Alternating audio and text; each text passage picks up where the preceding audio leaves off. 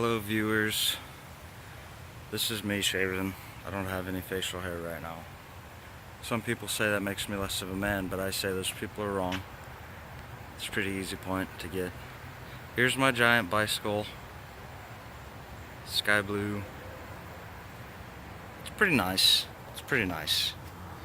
It makes me happy. But anyways, what this is about is I'm finally putting to rest Amanda Bynes. I'm just gonna let her free, let her roam. I think, hello airplane.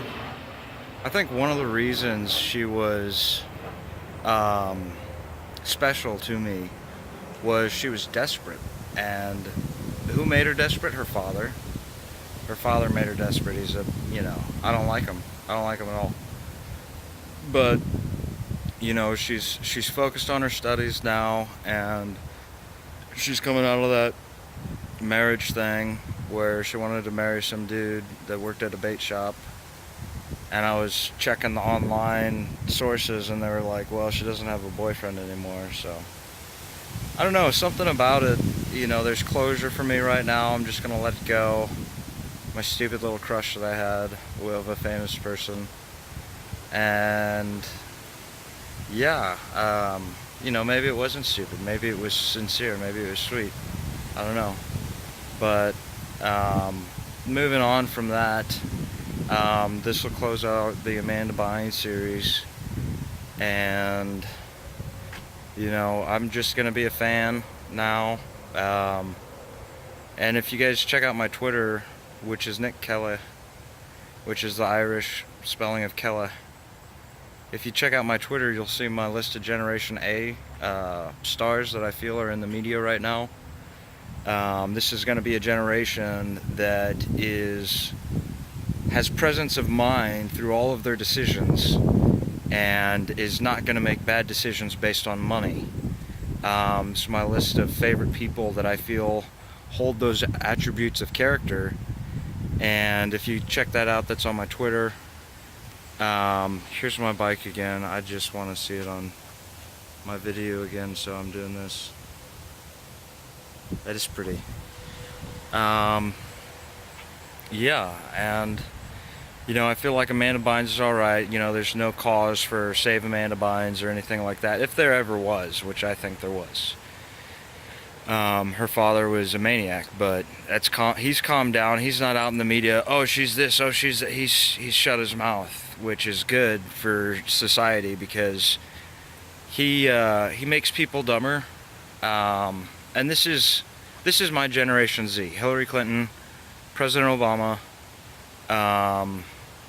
Generation Z meaning the end of us doing things half-mindedly or half-heartedly.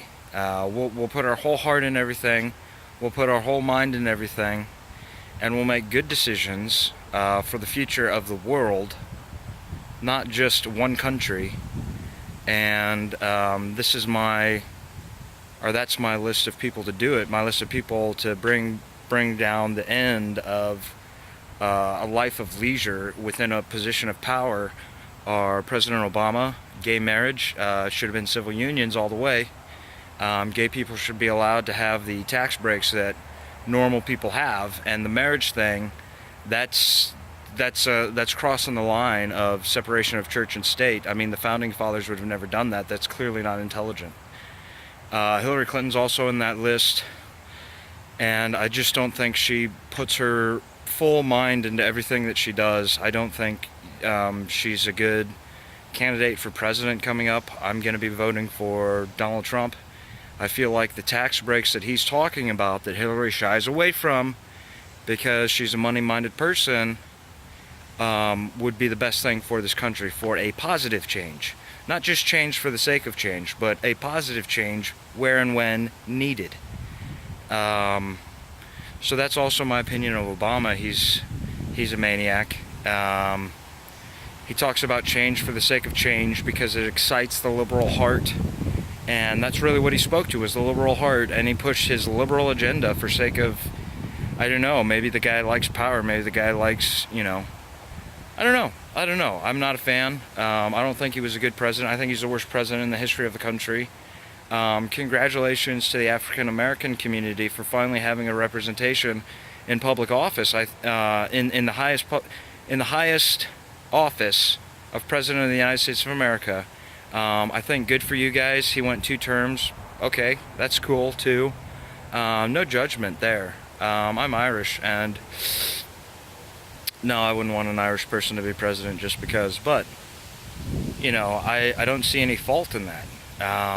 You know, I cheer for Notre Dame because I'm Irish, not because I've measured each player's character and think that they deserve it.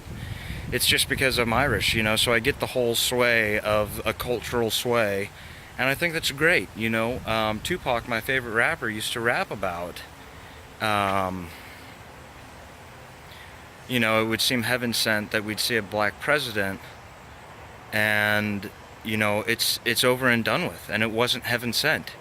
It was the African American community unified, focused on a candidate, and you know, they got their way, and you know, that's good for them, you know, in terms of historically speaking, in terms of kudos for the culture itself. There's 3 major DNA strands: the Asian DNA strand, Asian minor DNA strand, which is also the Native Americans and the Mexicans and everyone in South America and the Philippines. What is it, Molly? You're getting winded. You're winded. Molly has something to say.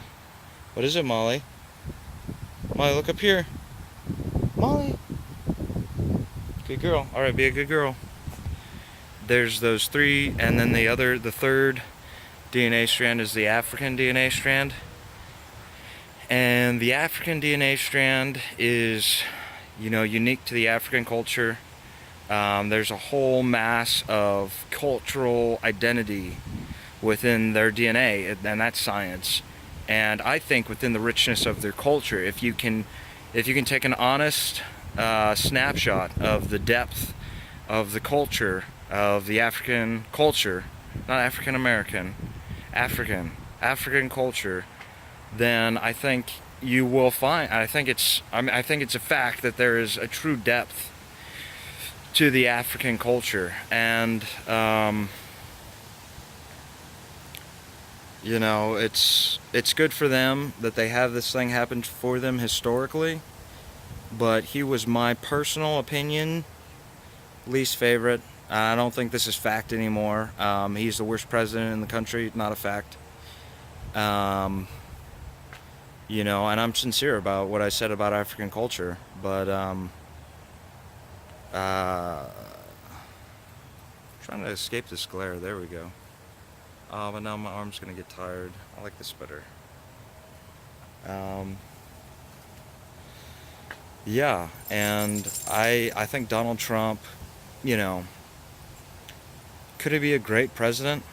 It's possible. I mean, honestly, if the man has a life-changing experience running for president, and he becomes a new man in office, as if that's what he was born to do even. I mean, if you want to get all philosophical about it, maybe the man wasn't born to be a billionaire. Maybe he was born to be a billionaire president. And, you know, he's the country's first, you know, president of this nature. And the beautiful thing, I think, about this scenario is I lost my head. I lost my mind when Obama was elected president the first time and the second time because of what was going on in the liberal media. I couldn't believe it. And I had a professor at Pittsburgh State University. The professor there is an old man, and he's jaded, apparently, but he says, yeah. And he's talking right to me, and I say, listen, presidential race isn't a popularity contest. And he looks at me and he says, yeah, Nick, it is, because whoever wins the popularity contest wins the seat of president. And I was like, oh, okay, well, you know, I lost it. I couldn't, you know, and I'm not being insincere about anything. I'm not trying to be insincere about anything. You know, I'm just trying to be expressive And you know, I have a daughter. I'm trying to be sincere. She just named me Dad instead of Daddy, so I got this ring. And I would let her watch this video, and I would explain to her what I was talking about.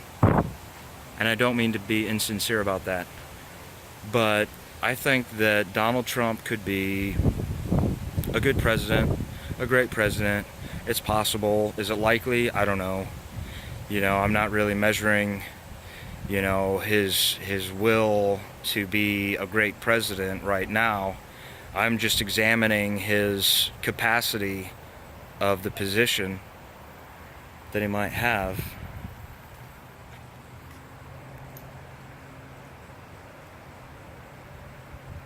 Good girl, Molly. I'm just examining his capacity of the position that he might have. This is my grandparents' yard. It's pretty nice. It's fun to mow. There's a pocket over here that has some nice depth to it. It's at the back of a cul-de-sac, so it's got this rare corner within the neighborhood. Nicest yard in the neighborhood. My grandparents' house. I lucked out. Bit of Irish luck. And but I think Obama. I think Trump could be a great president, and yeah, you know, comment, please. Tell me what you think. Anything that I said. I don't want to get winded, and I know I've been distracted a number of times. But if you comment, that's great. You can look me up on Twitter. You can look me up on YouTube. You can look me up on Instagram. And, you know, I tend to connect my links, you know, from time to time. If you're friends with me on Facebook, you'll know what I'm talking about. I tend to post things from time to time. But yeah, just putting Amanda Bynes to rest. I think she could still be a part of Generation A. And I think she is. You know, I think she does have a unique character that will withstand the test of storms in her life and be a continuously present icon for, you know, good-natured entertainment that inspires a good nature in all of us. And I think she's of that caliber of character. But I'm burnt out on this whole thing, and I really, you know, I don't have the same emotions as a lot of people on here do, and I'm just burnt out right now. So, thanks for watching. Have a good day. Peace.